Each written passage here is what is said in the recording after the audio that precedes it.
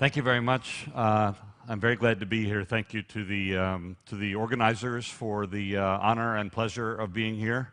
I am a U.S. government employee, so I'm required to say the views expressed are not necessarily those of the U.S. Department of Justice, where I work as an economist. Railways, competition, and financing. In the last few decades, around the world, we have seen a huge transformation of the railway sector. 30 years ago, 40 years ago, 50 years ago, virtually every country, 95% of countries, had state-owned monopoly railways. As we got into the 60s and 70s, we found these state-owned monopoly railways were all losing money. They were overstaffed. They, in many cases, gave very poor service. And there was a demand for change. And what people were looking for, first of all, was better efficiency and reliability. Second of all, eliminating the need for regular subsidies, which were everywhere in the railway sector. And as tools for that, reformers looked for the introduction of competition, and they looked for private sector participation. And those have been the themes of railway reform around the world for the last 20, 30, 40 years. The pressures have come from the World Bank and the EBRD, from Brussels, in this part of the world certainly. The pressures have come from finance ministers who don't want to keep financing railway deficits. And they have, of course, come from shippers and customers who have wanted better railway service. I can speak for the U.S. Before our deregulation or partial deregulation in 1980, the railways were providing poor service and gradually going bankrupt. In Mexico, until the mid-90s, the railways, a state-owned monopoly, were in terrible shape. No business would rely on the railways for its shipping its goods. And so we've been through a period now, and we are still in this period, as the previous speakers have talked about, of dramatic reforms. And the railway sector has been part of that.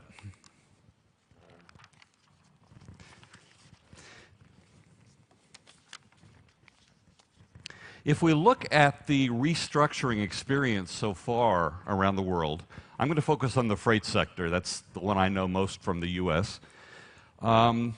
We've basically seen, throughout the world, we've basically seen three approaches to restructuring the railways to attract competition and attract private investment. First of all, and especially from Brussels and London, we've seen the model of vertical separation. Separate the train ownership from the track ownership, don't let the infrastructure operator run trains, and hope for vigorous competition above the rail. A variant on that has been what's called third-party access, in which the infrastructure operator maintains the running of trains, but is ordered by the government, by the regulator, to allow competing train operating companies. And some variant of these two models, if you don't mind my using an economist term, have been used throughout Europe now, again, with pressure from Brussels. This has been in contrast to the experience in the Americas, where the railway reforms have mostly been creating vertically integrated railways that compete with each other. So what I'm calling horizontal separation. In the U.S. we have in North America we have 7 major vertically integrated freight railways that compete with each other on parallel routes and to and from common points and provide competition to shippers. So that's been mostly in the Americas, U.S., Canada, more recently Mexico and Brazil, Mexico especially with great success. The first two, as I mentioned, are reforms we've seen mostly in Europe. I'm leaving out some parts of the world. In Russia and Ukraine, there have been a lot of discussion of third-party access. Just in the papers in the last day or two, the Ukrainian Prime Minister, not the Transport Minister, the Prime Minister, has said he thinks we will have private motive power, private locomotives, private train companies on the Ukrainian infrastructure in the near term. The Russian railways have been discussing this for 15 years and been fighting it every day for 15 years, so I don't know whether it will take place or not. But those two countries have been debating whether to have this third-party access model. China and India, as far as I know, we still haven't seen even serious debates in terms of creating competition on the system in one way or another. My Chinese colleague may correct me, but as far as I know, that's the case. The overall experience with these models has been some success, some failure.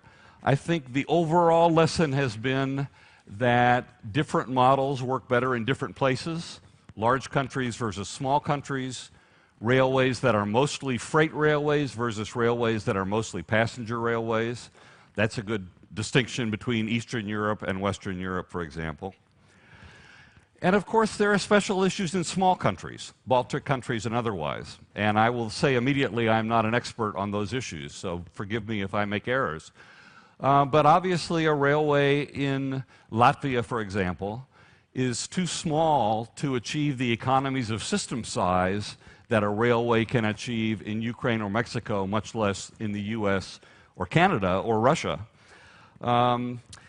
And of course, with a small country like a Baltic country, the transit traffic becomes very important. I was amazed to learn, at least the statistics I saw, 96% of freight tons on the Latvian railway are transit tons.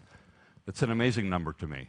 So access charges for other people's trains become a very important source of funding. And multi-country trains operating across borders that must somehow coordinate what they will charge to shippers in order to compete, especially to compete from the Far East with ocean shipping, becomes a very important issue as well. And I was a little surprised to learn that unidentifiable goods are an important issue in the Baltic countries. That's also a crucial issue for a transit country. So I want to talk just briefly, forgive me, I'm a professor, I'm going to sound a little bit like a professor. I want to talk briefly about this issue of access pricing, because it's so important for a country like Latvia or the other Baltic countries, which are having other people's trains on their tracks a lot, or figuring out how to do that. Access pricing, price of access to the system by a non-integrated train operator. There's a wide academic debate about this. It applies to other infrastructure sectors as well, where there's discussion of unbundling, like telecoms, like electricity. But access prices to be set for the infrastructure, there's a great debate, and there's no single answer to how that should be done.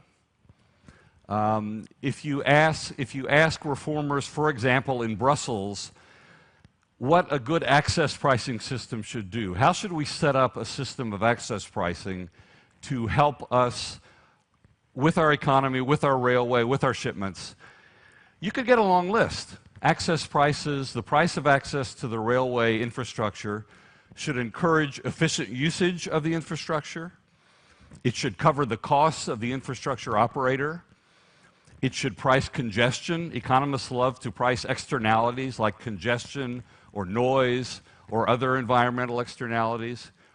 And it should encourage competition, and it should be non-discriminatory. My friend Chris Nash, who is one of the great railway professors in the world, teaches at the University of Leeds. When the EU started restructuring its railway system, they put out a bid for consultants to construct access pricing for the railway infrastructure that would do all this. And Professor Nash looked at it and said, it's impossible. I'm not going to bid on this, even though maybe I'm the world's expert on access pricing, because you can't set up a system of access prices to do all that. So when we're trying to set up access prices, there are a number of solutions that are used around the world. that I expect the EU countries and the Baltic countries are looking at as they think about how to price access to their systems. Brussels would love, and economists would love, a set of pricing at variable cost, at the marginal cost of using the system, at the cost imposed on the infrastructure by the train operating companies. Brussels loves that. Because it encourages efficient usage. It gets traffic off the roads because access prices are low. It gets containers on the railway tracks instead of on the highways. The problem is, of course, if you price at marginal cost or variable cost, you don't cover the infrastructure costs. So the infrastructure costs have to come from somewhere else. In many countries, it comes from the government. I understand in Latvia it does not. So this causes a lot of debate and some issues. So one way to take account of that is to have average cost pricing, as we economists call it, maybe full cost pricing, as business people might call it. Think of the full costs of the infrastructure that must be met by the train companies and divide it up among the train companies. You could divide it by weight, you could divide it by number of trains, you could divide it any number of ways. That gets rid of the necessity of government subsidies, but it may drive some traffic off the tracks. Because if you mark up variable costs too much, those marginal users, and the containers are a good example of that, but anybody who can use lorries is a good example of that, aren't going to pay a big markup over marginal cost. They're not going to pay that, and they're going to go back on the highways, or the international traffic is going to stay on the ocean. So that's the disadvantage of that. It is used by most Eastern European countries right now as a way of paying for the infrastructure costs. They are a very freight-dominant system. They are charging their freight railways the full price of access. Economists would tell you they love a third solution to that, which is multi-part tariffs or Ramsey pricing, some sort of pricing that is frankly discriminatory. Discrimination sounds bad, so sometimes we try to call it differential pricing. Nobody wants to talk about discriminatory pricing. Especially competition agencies like mine don't want to talk about discriminatory pricing. But, in fact, if you have to price a very expensive piece of infrastructure like railroad tracks, some form of differential pricing may be the right answer. It may be the right solution because it charges the coal shippers, the ones who can't use lorries, a big markup. It charges the container shippers, the ones who will use lorries, if you try to price up very high, it charges them a smaller amount, but they still contribute. So this sort of differential pricing of access to the infrastructure is something the US regulator actually encourages as an efficient way of raising the money for infrastructure.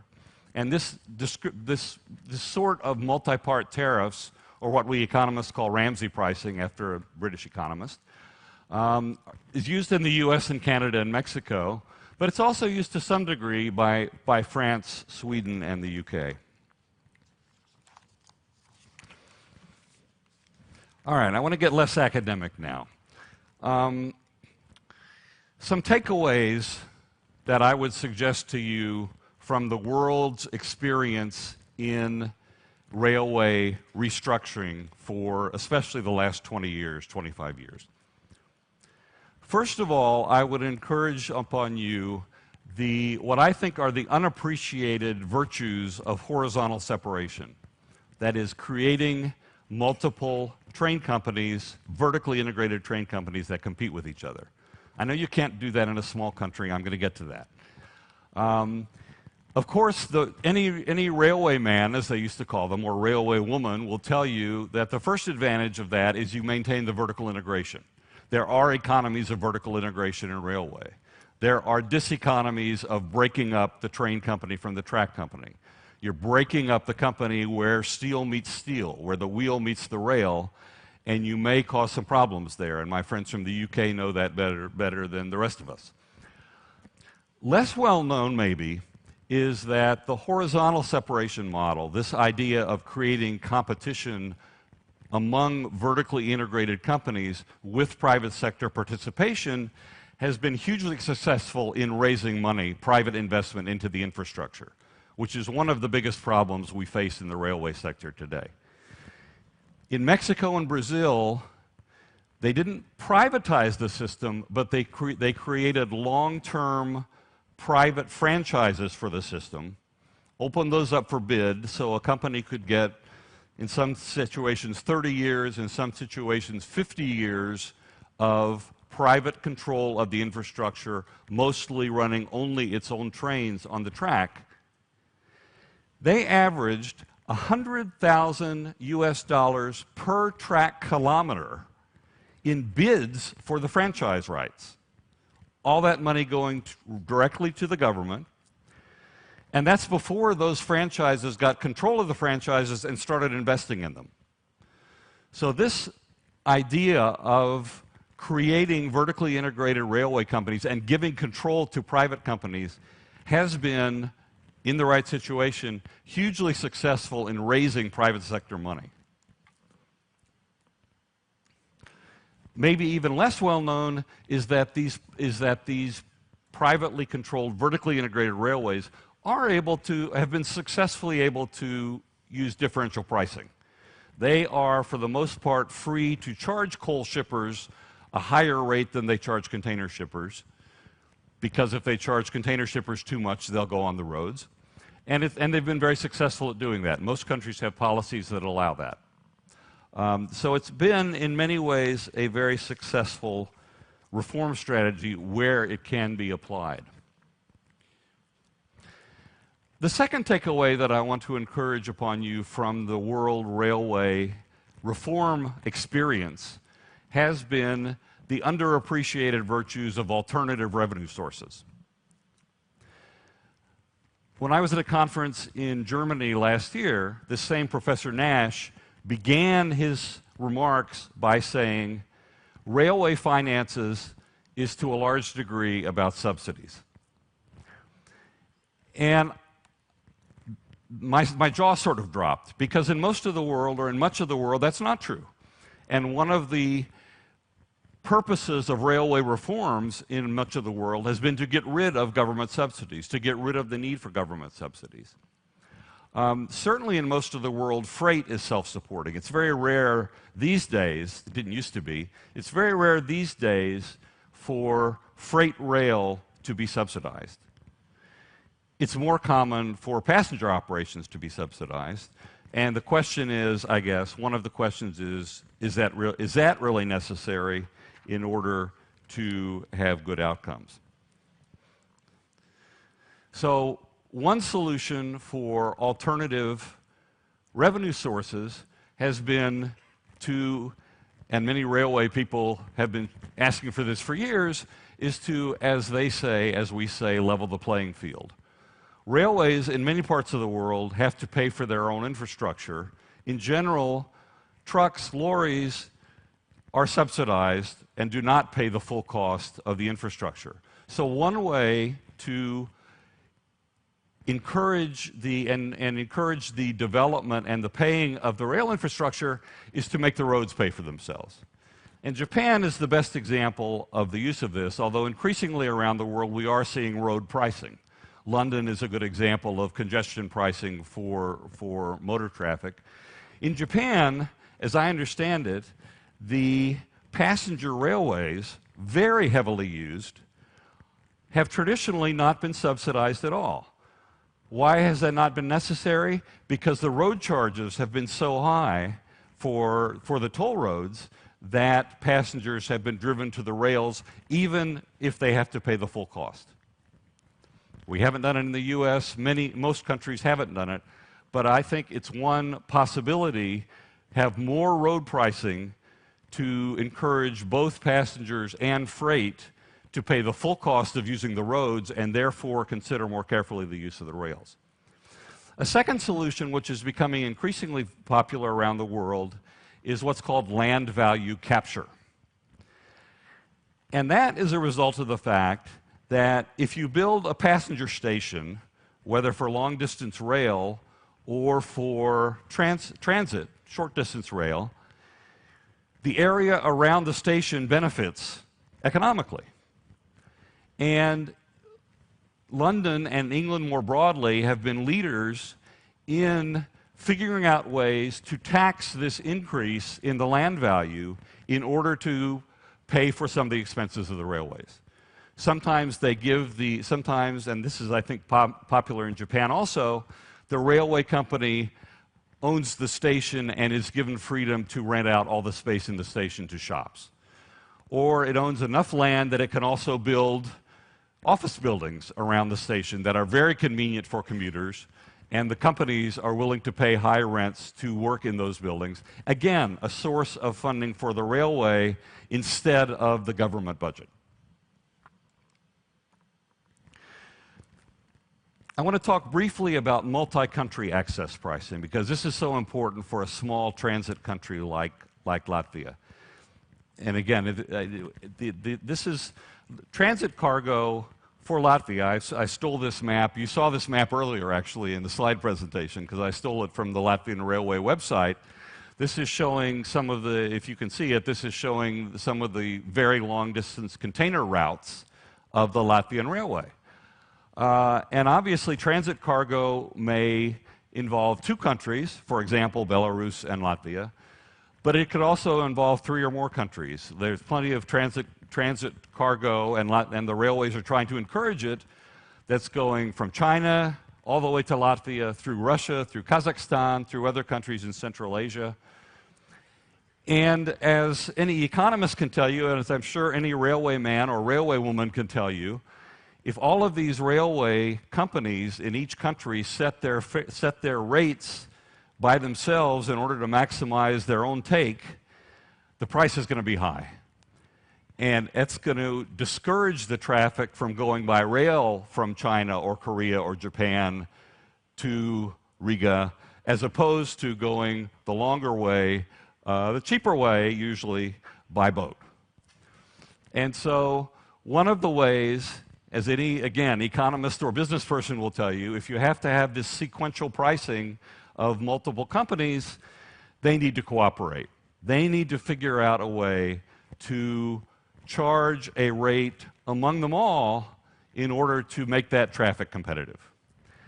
And really, the only experience or expertise that I personally have to share with you on this is from the US, where a lot of the freight rail traffic is interlined among usually 2 large freight railways. In the US, we basically have 2 big freight railways in the west, 2 big ones in the east, 2 big ones in the north. Well, actually, that's Canada. And then one going down the middle. And so a lot of long-distance traffic goes on 2 different railways. And they are permitted. They are not competing with each other for the traffic. They're cooperating for the traffic. So they are permitted to negotiate the rate that they will charge. And they do this, and they typically one railroad, usually the one directly serving the shipper, not always, but usually the one directly serving the shipper, negotiates a rate with the shipper, makes an offer to the shipper, gets the business, and then talks to its partner or partners and says, okay, look, I'm getting $10,000, I'll pick a number, $10,000 for this train trip. We need to divide it up. And in the US, it's almost always divided up by miles. The railways know that among all those shipments, some of them I have the advantage, some of them you have the advantage, some of them I have a better location, some of them you have a better location. But it's just completely inefficient for us to negotiate every one of these every time. So they have this standard practice that the railroad serving the shipper makes the offer, sets the rate, and it's almost always divided up by miles. And it works very well. And these interline shipments compete with other interline shipments in the same way that the Latvian Railway, in getting traffic from China, might be competing with the Lithuanian Railway or the Estonian Railway. I don't know the details, but probably they are competing with St. Petersburg, for example, for export traffic from Japan through China or through Vladivostok. And the way they're able to do this is they're able to get rid of these inefficiencies and have the one railway price it and the others divide it up easily. My last point on this is that I actually am trying to get an academic paper published now, but two colleagues and I got some very good data on the price of coal shipments. And what we did was we compared the price of long-distance coal shipments that are single line, that is, that are all carried by one railroad, with the price of similar shipments, similar distances that are interlined, that are carried by two railroads. And most economists would suggest those second shipments probably have a higher price because of the inefficiency of interlining. And what we found was that that wasn't true. That somehow the US railways interline traffic so frequently, they've figured out a way to do it efficiently and to charge basically similar rates whether that traffic is interlined or not. So that's kind of a hopeful example that the railways, if they're able to negotiate and do that, are able to come to the right, to come to an efficient solution and are able to compete with other modes of traffic, other modes of carriage. Well, I want to close with just thinking about what if economists ran the world. And some of you may think this is a horror story, but since I'm an economist, for me, of course, it sounds great.